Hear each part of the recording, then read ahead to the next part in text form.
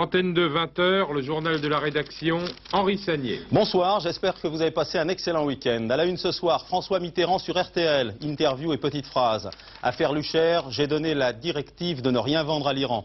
Exploitation du rapport Barba, une immense escroquerie morale. Financement des partis politiques, il faut en finir avec cette boue. Dans quelques instants, commentaires et analyses avec Paul Amar.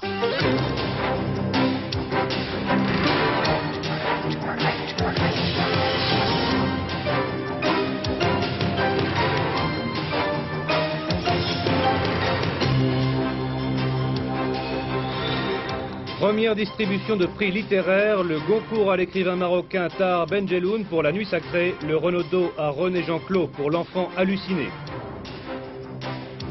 Un nouveau trafic d'armes entre la France et l'Iran révélé par le quotidien Le Matin. Des milliers de tonnes d'explosifs auraient été illégalement livrés à Téhéran entre 82 et 85.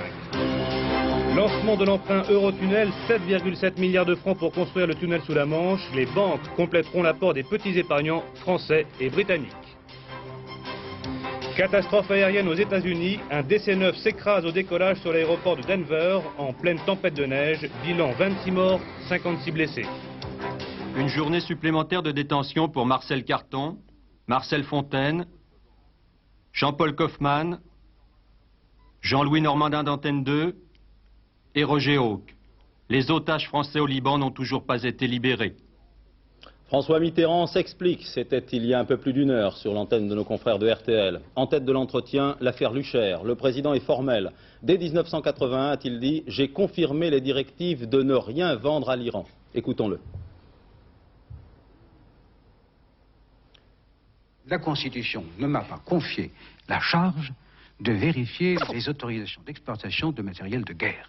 Et que si l'on m'en informe, bien entendu, j'en tiens compte, j'informe les autorités responsables, je m'en inquiète à diverses reprises, je l'ai fait à diverses reprises dans le courant de l'année 1984, et dès lors que les systèmes de contrôle fonctionnant ne m'informent de rien, moi je suis quand même tout à fait autorisé à penser qu'il n'y a plus d'infraction à la règle que j'ai moi-même édictée. Lorsque je rencontre l'amiral Lacoste, lorsque je le reçois, le 21 mai 1984, je lui dis aussitôt, d'ailleurs lui-même le déclare, parlez-en à qui? À votre ministre, à votre supérieur hiérarchique.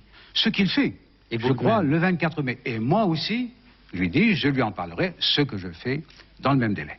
Vous mettriez votre main au feu que le Parti socialiste, à quelque niveau que ce soit, niveau national ou niveau local, n'a pas retiré un sou de ce qu'il faut bien appeler un trafic.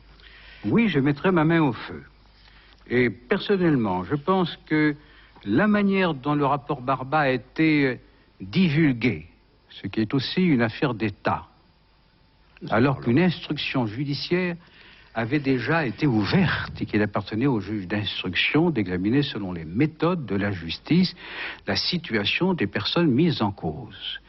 La manière dont le rapport Barba a été divulgué et la façon dont il a été exploité, notamment contre le Parti socialiste, en annonçant qu'il avait reçu des soultes, des commissions, de l'argent sur des ventes d'armes à l'Iran. Je considère que cela constitue une immense escroquerie morale à l'égard de ce parti. Autre temps fort de cette interview radiodiffusée, le financement des partis politiques. Le président souhaite la clarté sur le financement et là, il formule une proposition. Il faut se décider. Il faut en finir avec comment dirais-je, cette boue. Et puis, alors, ceux qui passeront quand même à travers pour commettre des actions de fraude, malhonnêtes, alors seront 10 fois plus coupables et devront être sanctionnés plus encore et plus fermement. Alors, le moyen. Le référendum a dit, je crois, l'un des leaders de la majorité actuelle. Moi, je pense que c'est encore plus simple, plus possible. Il suffit que le gouvernement dépose une loi devant l'Assemblée nationale, dans les jours qui viennent, en tout cas avant la fin de la session, et que cette loi suive normalement la procédure parlementaire. Et si on n'y arrive pas avant le 25 ou le 30 décembre, parce qu'il y a aussi le vote du budget, c'est déjà compliqué, le programme est déjà chargé, eh bien, je suis prêt à signer un décret de convocation du Parlement en session extraordinaire au mois de janvier de telle sorte que l'Assemblée nationale et le Sénat pourraient disposer des jours nécessaires, au moins une semaine, pour en finir une fois pour toutes avec cette question qui empoisonne la vie des républiques depuis plus de 100 ans. L'économie, le président François Mitterrand trouve normal que le gouvernement marque une pause dans sa politique de privatisation. Il lance également un appel à la cohésion. Il formulera quelques propositions d'ailleurs lors du prochain sommet de Copenhague, sommet des chefs d'État. En matière de justice, autre petite phrase très percutante du chef de l'État. Laissons les juges travailler. Personnellement, je ne suis jamais intervenu et je reste le garant de l'autorité judiciaire. Je suis, par l'article 64 de la Constitution, moi, président de la République, garant de l'indépendance de l'autorité judiciaire. Je peux et je devrais, s'il le faut, consulter le Conseil supérieur de la magistrature pour qu'il me donne son avis sur telle ou telle action qui viserait à enrayer la liberté ou l'indépendance des juges, notamment des juges d'instruction. Voilà une déclaration de principe qui peut devenir une déclaration pratique. Mais je ne peux pas faire que les politiques dans leur ensemble respectent les principes que je viens d'énoncer. Je peux contribuer à ce que la justice se sente enfin délivrée de ces inadmissibles pressions. Et je le ferai. Paul Amar, bonsoir. Vous avez été attentif aux propos du président de la République. Est-ce que François Mitterrand a réussi à éclaircir le paysage politique drôlement assombri par les affaires ces derniers temps? Réussi, il est sans doute trop tôt pour le dire, mais on a le sentiment, après l'avoir donc écouté sur RTL, que le président de la République a adopté la même défense, la même attitude que lors de l'affaire Greenpeace, autrement dit profil bas, profil très bas. Il s'est contenté de dire qu'il n'a été alerté qu'une seule fois par l'amiral Lacoste, le patron des services spéciaux, le 21 mai 1984, après plus rien, silence radio. Et à toutes les questions posées par notre confrère Philippe Alexandre, qui revenait avec ténacité sur l'affaire Lucher, le chef de l'État a répondu toujours de la même façon. Moi, disait-il en substance, je ne savais pas. La seule fois où j'ai su, la seule fois où on m'a rapporté la rumeur, eh bien j'en ai aussitôt parlé à Charles Hernu. Tout de même, a-t-il ajouté, je ne suis pas chargé de vérifier les exportations de matériel de guerre. François Mitterrand n'est donc pas descendu de l'Aventin, où il se trouve depuis le 16 mars 86, pour polémiquer directement avec la majorité ou avec une partie de la majorité, sans doute parce qu'il estime qu'elle lui tend un piège dans lequel il ne veut pas tomber. L'obus, si j'ose dire, est passé très près, et c'est la raison pour laquelle il ne veut pas entrer dans la bagarre. Il prendrait le risque d'être atteint ou d'être touché plus sérieusement. Mais comme il n'a pas voulu donner l'impression de rester sur la défensive, il a aussitôt fait une proposition, nous l'avons entendu, sur le financement des partis politiques. Il prend ainsi la majorité au pied de la drette. Eh bien, si vous voulez parler d'argent, a-t-il dit en substance, allons-y, déballons tout. Cela m'a fait penser à ce qu'il avait fait sur l'école privée en 84, au moment où il avait retiré le projet sur l'école privée, où il avait proposé le référendum. C'est la technique du contre-pied. Quand il est en difficulté, il attaque, ou plutôt contre-attaque. Vous n'avez pas l'impression qu'il calme un peu le jeu quand même ce soir, François Mitterrand? Oui, il y a impression confirmée par plusieurs indices ou plusieurs déclarations, je les reprends. Pas d'élection présidentielle anticipée malgré le climat, pas de dissolution de l'Assemblée nationale et pas d'attaque, vous l'avez dit, contre la politique économique du gouvernement. C'est même assez surprenant. Il n'a pas profité en quelque sorte de la crise boursière pour dénoncer les privatisations. Alors pourquoi cette dédramatisation? Pour une raison essentielle, qui s'appelle la cohabitation. François Mitterrand sait très bien qu'une aggravation du climat politique rejaillirait sur ce qu'il appelle la coexistence, c'est-à-dire sur les deux principaux acteurs, lui et Jacques Chirac, au profit peut-être d'un troisième homme qui s'appelle Raymond Barre. Peu de réactions, tout au moins dans l'immédiat. Je vous donne 2 ou 3 réactions qui viennent de me parvenir. 1h28 d'interview et rien sur ce qui préoccupe les gens. Je n'ai pas entendu parler de sécurité sociale, ni de pouvoir d'achat, ni de chômage. C'est Jean-Claude Guessot qui s'exprime ainsi au nom du Parti communiste français. Marcel Debarge, pour le PS, souligne que M. Mitterrand a interdit lui-même les ventes d'armes à l'Iran et qu'il a parlé simplement de cette affaire et que c'est de toute façon à la justice de se prononcer. Pour Jean-Marie Le Pen, le président de la République esquive ses responsabilités en faisant porter le chapeau à Charles Hernu, son ancien ministre de la Défense. Pour le président du Front National, François Mitterrand est un peu un facteur qu'on informe, qui transmet, qui retransmet sans prendre de décision. Fin de citation, déclaration de Jean-Marie Le Pen il y a quelques minutes sur les antennes de France Inter. À peine oublié l'affaire Lucher que l'on embraye sur une affaire Lucher bis. Nos confrères du matin, qui, soit dit en passant, changent le look de la une de leur journal, publient aujourd'hui une série de documents qui tentent à prouver qu'une société d'État, la SNPE, aurait vendu des explosifs à l'Iran de 82 à 85. Dans cette affaire, l'intermédiaire serait un Suédois. C'est chez lui que les douanes ont saisi des documents compromettants. Aujourd'hui, la SNPE dément formellement. On fait le point avec Thierry Calmette. La Société nationale des poudres et explosifs, société contrôlée par l'État, a-t-elle vendu à l'Iran en 84 et 85 800 tonnes de poudre et 250 tonnes d'explosifs pour obus. Une révélation du journal Le Matin, d'après le quotidien, le trafic n'aurait pu s'effectuer sans la complicité des plus hautes autorités. La poudre des explosifs, fabriquée dans les usines de la SNPE à Bergerac et à Sorgues, était officiellement acheminée vers la Suède. Les sociétés Scandinavian et Scanex, dirigées par Carl Schmitz, auraient servi d'écran pour les transactions avec l'Iran. Depuis ses bureaux de Malmö, Carl Schmitz aurait conclu le marché pour le compte de la SNPE. Ce sont les documents publiés par Le Matin. À la direction de la SNPE, on dément. La société a bien livré 800 tonnes de poudre et 250 tonnes d'explosifs à la société suédoise, mais le véritable client pour la marchandise devait être l'Argentine.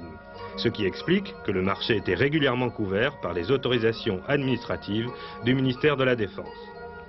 Alors quel acheteur, Argentine ou Iran? Quel est le rôle exact de Carl Schmitz? D'après certains telex, la livraison du 21 janvier 85 ne devait être que la première d'une série.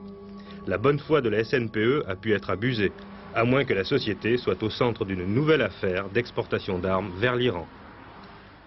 La semaine qui commence pourrait bien marquer le début d'une certaine remise en ordre sur les marchés financiers et monétaires. Les chiffres d'aujourd'hui confirment les velléités de reprise.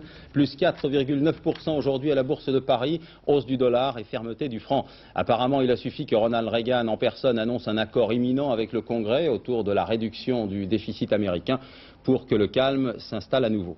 Aujourd'hui à Bruxelles, la situation économique et monétaire était au cœur du débat. Les grands argentiers de la CE ont essayé de renforcer leur cohésion face aux problèmes économiques et ils ont demandé aux États-Unis une nouvelle fois de réduire en priorité leur déficit budgétaire. Sur place, on a également fait remarquer avec insistance que le SME, le système monétaire européen, avait plutôt bien résisté dans une période très difficile. En dépit des incertitudes boursières, les dirigeants d'Eurotunnel ont décidé de mettre en vente leurs actions aujourd'hui au prix record de 35 francs, j'ai bien dit 35 francs l'unité. Objectif de cette société franco-britannique, lever 7,7 milliards de francs pour s'assurer le concours des banques. À Londres, plus de 600 000 souscripteurs se sont déjà manifestés. Philippe Arroir. Les Anglais n'hésitent plus à sauter à pieds joints dans l'Europe. La Tour Eiffel et Big Ben réunis, oui, ont déjà répondu 500 000 futurs petits actionnaires de l'Eurotunnel. 500 000 qui se sont engagés à acquérir des actions, c'est plutôt une surprise. Les grandes banques ont finalement apporté leur garantie, c'est-à-dire qu'elles achèteront toutes les actions délaissées par le public. Après le récent krach financier, ce n'était pas évident. Feu vert donc aujourd'hui pour la vente. 350 pence, 35 francs l'unité. Pour allécher la clientèle qui doit maintenant passer à la caisse, la publicité précise que les détenteurs d'au moins 100 actions bénéficieront de plusieurs voyages gratuits et qu'avec 1500 actions, la traversée se fera sans frais et sans limite jusqu'en 2042. Robert Maxwell, le magnat de la presse, devrait en profiter puisqu'en Européen convaincu, il a, dit-on, l'intention d'acquérir plus de 10% de la part britannique. Après un an de préparatifs, les grandes manœuvres de l'Eurotunnel vont commencer le mois prochain. On pense vraiment qu'enfin, on verra le bout du tunnel. Et oui, c'est parti pour tout savoir sur Eurotunnel et surtout sur les ventes des actions. Je vous conseille de jeter un coup d'œil sur votre Minitel. Antenne 2 vous en donne plus. Il suffit de faire le 3615 et de taper ECHO à 2. Jean Lebert, dites-moi tout. Oui, eh bien en regardant justement le Minitel, vous auriez eu tous les détails sur la souscription à partir d'aujourd'hui des actions d'Eurotunnel. Mais pour en savoir plus, nous allons vous présenter l'intérieur du système. C'est-à-dire que par rapport à un menu qui s'affiche maintenant sur notre écran, vous avez un certain nombre de rubriques qui vous tiennent informés sur les cotations, sur le second marché, les clubs d'investissement, une revue de presse. Et surtout, depuis aujourd'hui, ECHO A2, vous reconnaissez la porte qui a amené 3 800 000 actionnaires à Paribas, le club des actionnaires de Paribas. Dans cette rubrique, les actionnaires trouveront une nouvelle communication, un nouveau langage, et ils pourront dialoguer avec l'état-major de Paribas. En pleine crise, il y a eu un boom sur les consultations, Jean. Oui, d'un mois sur l'autre, on est passé de 135 000 consultants à 275 000 personnes. Et le 19 et le 20, à 6 h du matin, il y avait 1000 branchés sur EcoA2.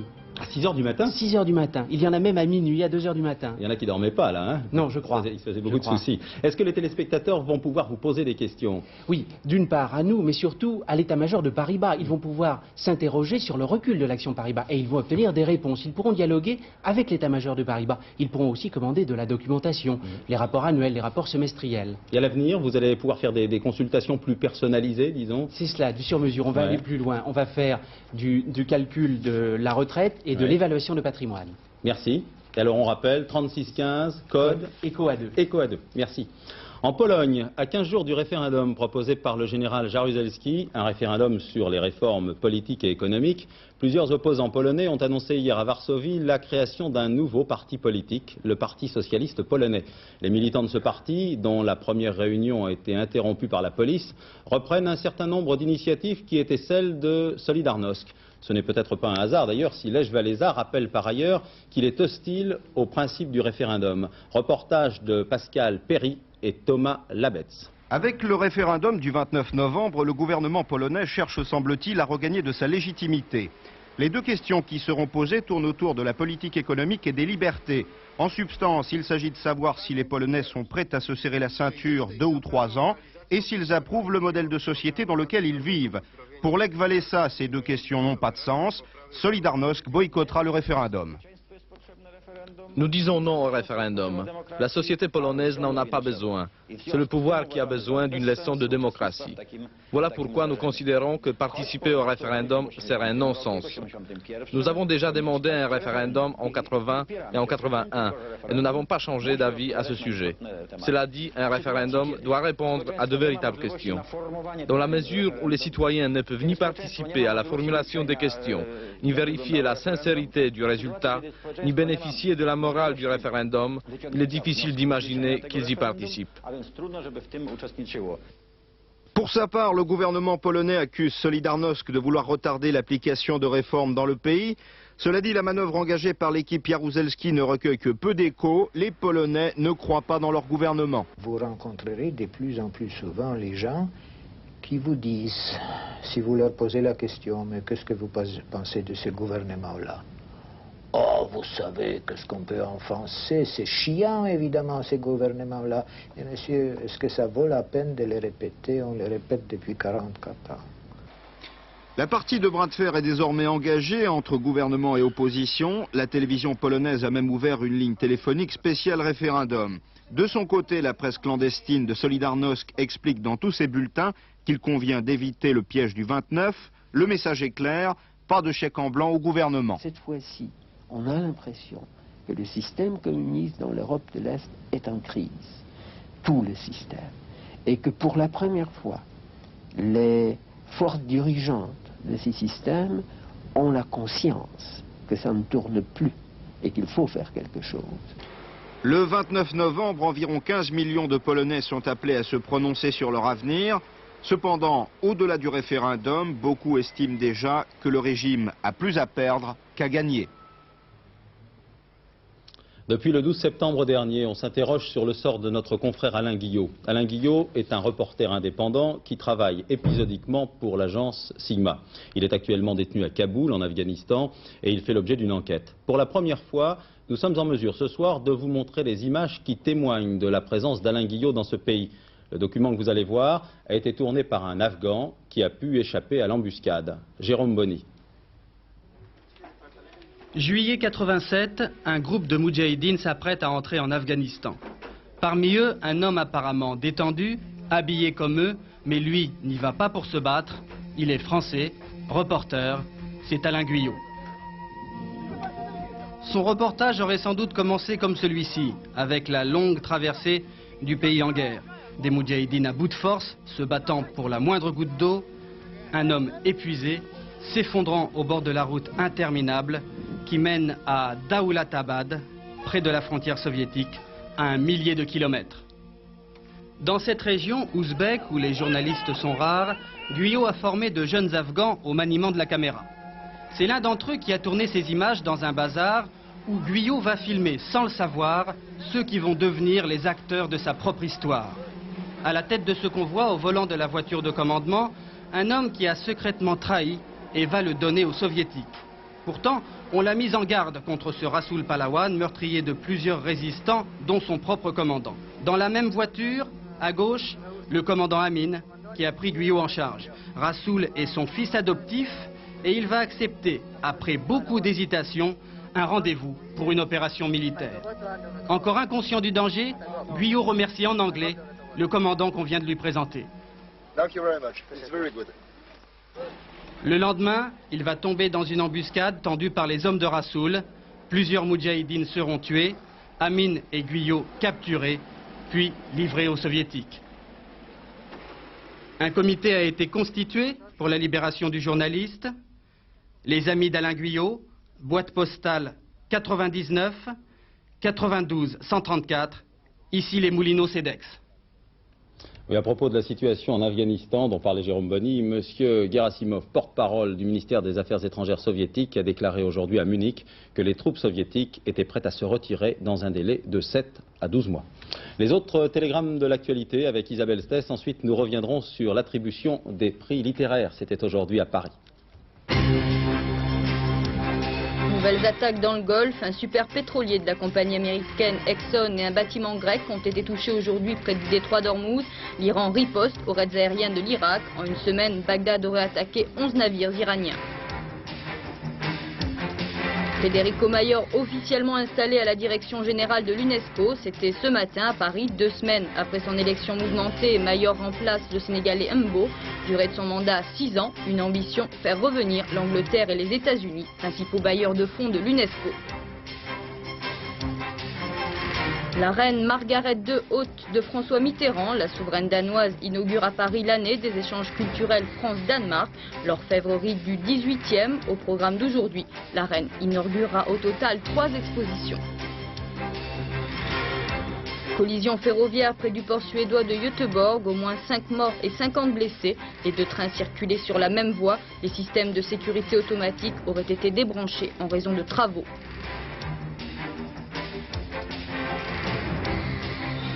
Mélodie vivante, une preuve, cette photo envoyée aujourd'hui par les ravisseurs de la petite fille enlevée lundi près de Marsella en Espagne. Ultimatum fixé par ses parents, la chanteuse Chimera et le milliardaire Nakachian expirent demain. La libération de Mélodie contre une rançon, on parle de 75 millions de francs. À l'étranger toujours, les suites immédiates du sommet d'Amman dont on a beaucoup parlé. On apprend que l'Arabie Saoudite a décidé de rétablir ses relations diplomatiques avec l'Égypte. Les relations étaient rompues depuis 1979 à la suite de la signature d'un traité de paix entre l'Égypte et Israël. À Paris, pas de surprise dans l'attribution des prix littéraires. Le Goncourt que voici a été décerné à Tahar Benjeloul pour son roman La Nuit Sacrée. Le Renaudot à René Jean-Claude pour L'Enfant halluciné. Que voilà. Tahar Benjeloul pense que son prix Goncourt a une portée politique et que son attribution rejaillit sur toute la communauté maghrébine. Sylvie Marion. Il aura fallu la publication de 15 romans à René Jean-Claude pour être couronné par un grand prix littéraire avec son Enfant halluciné aux éditions Grasset. Il aura fallu toute l'histoire de la littérature française pour qu'un Maghrébin, un Marocain, Tahar Benjeloul, reçoive le plus recherché des prix, le Goncourt, avec La Nuit Sacrée, paru aux éditions du Seuil. Je pense que ce prix a une portée symbolique, politique certainement. Et, bon, la meilleure chose à faire, c'est de continuer à écrire, je pense. Je n'arrêterai pas. Tahar, votre mère est analphabète, elle ne peut donc pas lire vos livres, mais est-ce qu'elle va comprendre ce que c'est qu'un prix Goncourt? Si, elle ne lit pas, mais je lui raconte mes livres. Je l'ai appelé tout à l'heure, malheureusement, les lignes étaient occupées, mais elle a prié pour moi, elle a prié ce matin, elle a prié hier, et je crois beaucoup en ses prières. Enfin bon, j'ai un rapport très fort avec elle, et je pense que l'amour qu'elle a pour moi et que j'ai pour elle, ça s'est couronné comme ça par ce succès. Il y a quelques jours, Tahar Benjeloul nous parlait de son travail d'écrivain. Mais j'ai l'impression que lorsque j'écris en français, que je donne l'hospitalité, enfin pas moi en tant qu'individu, mais disons ma culture donne l'hospitalité à cette langue, ce qui fait que beaucoup de la culture marocaine, orale, arabe, berbère, se trouve versée dans la langue française. L'important c'est d'être sincère dans ses propres racines, de ne pas jouer aux Parisiens quand on est au Maroc, et puis ici de jouer à l'arabe. Déjà son roman précédent, L'Enfant de sable, a été un best-seller. Avec La Nuit sacrée, la suite de ce très beau conte oriental, Tahar Benjeloun doit devenir un excellent prix Goncourt. Et ce soir à 23h10 sur Antenne 2, Tahar Benjeloun sera l'invité de Bernard Pivot dans Strophe. Je vous rappelle l'horaire, 23h10 sur Antenne 2. Aux États-Unis, la tragique loi des séries. 24 heures après la catastrophe du DC-9 de la Continental Airlines, on a appris tout à l'heure qu'un bimoteur d'une compagnie régionale américaine s'était écrasé près de Madison, dans le Wisconsin. Bilan 8 morts. Pendant ce temps-là, à Denver, dans le Colorado, l'enquête s'annonce difficile au lendemain de la catastrophe qui a fait 26 morts et 56 blessés. Avant le décryptage de la fameuse boîte noire, ce sont surtout les déclarations des survivants qui alimentent la réflexion. On fait également remarquer que l'aéroport avait été fermé quelques heures seulement avant l'accident à cause de mauvaises conditions météo. Dominique Verdaillan. Déficience humaine, défection du système de dégivrage, erreur de pilotage, due à une visibilité ne dépassant pas 200 mètres, on ignore encore ce soir les causes de la catastrophe d'hier à Denver. Il semble néanmoins que les mauvaises conditions météorologiques au Colorado ne soient pas étrangères à cet accident. Une violente tempête de neige avait durant quelques heures interrompu le trafic aérien. Le DC-9 devait-il ou non décoller aux États-Unis comme au Japon? Ce sont les bureaux des compagnies aériennes qui décident ou non de faire décoller leurs appareils. Aux États-Unis, le choix de piste, le choix des éléments de décollage est préparé au sol par ce que l'on appelle un dispatcher. C'est-à-dire qu'entre les services au sol de la compagnie et le commandant de bord se trouve un monsieur qui a un rôle décisionnel qui s'appelle le dispatcher. En France, ceci n'existe absolument pas. Le monsieur qui prend la décision est seul le commandant de bord. La boîte noire en dira plus dans quelques semaines sur les responsabilités de cette catastrophe qui a fait 26 morts et plus de 50 blessés.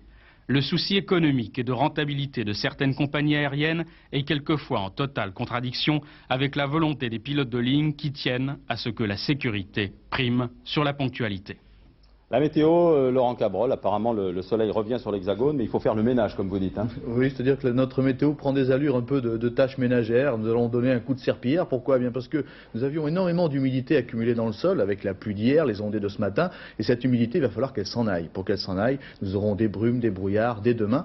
Et nous allons quand même avoir le retour du soleil grâce à un anticyclone, puisque vous le voyez d'abord, ces nuages qui étaient sur la France aujourd'hui s'en sont allés. Mais vous voyez ici, je trace là, à peu près le ventre de l'anticyclone. Un anticyclone qui est allongé sur l'Espagne et qui va gonfler sur la France, ce qui va nous donner donc ce temps dans les 2 ou 3 jours qui viennent, un temps plus frais mais aussi plus ensoleillé. Pour la journée de demain, déjà, voyons ce qui va se passer avec ici, donc quelques nuages grisonnants sur l'est, sur le nord, mais aussi sur les Pyrénées-Orientales. Partout ailleurs, un temps assez agréable dans l'ensemble, avec même sur le pourtour méditerranéen, de belles périodes ensoleillées. Les températures pour demain sont des températures qui sont encore relativement sympas pour la saison. 9 degrés à Strasbourg, et puis nous avons un petit groupe de 11 degrés ici à Clermont-Ferrand, à Lyon et Grenoble. Et il fera tenez, 11 degrés, ou ici à Goncourt, ça existe Goncourt, c'est en Haute-Marne, célèbre pour son prix. En fait, Henri de Goncourt n'est pas né à Goncourt, mais il est né à Nancy, lui, parce que c'est lui qui avait créé le prix. Voilà, et demain nous fêterons les Élisabeth, bonne fête les Élisabeth, alors que le ciel le soleil, le ciel lui restera toujours, le soleil va se lever à 8h03 et se coucher à 17h07. Prochain rendez-vous d'information, 23h30 avec Aubry et de l'air, demain à 6h45, ouvrez l'œil comme tous les matins avec Télématin et son trio, Roger Zabel, Catherine Sellac et Marc Hautement. Je vous signale qu'à 7h45, les 4 vérités ont comme invité Jean-Claude Gaudin, qui n'est autre que le président du groupe UDF à l'Assemblée nationale. Voilà, excellente soirée sur Antenne 2, bon Télématin pour ceux qui se lèvent tôt. Et je vous retrouve demain à 20h. Bonsoir.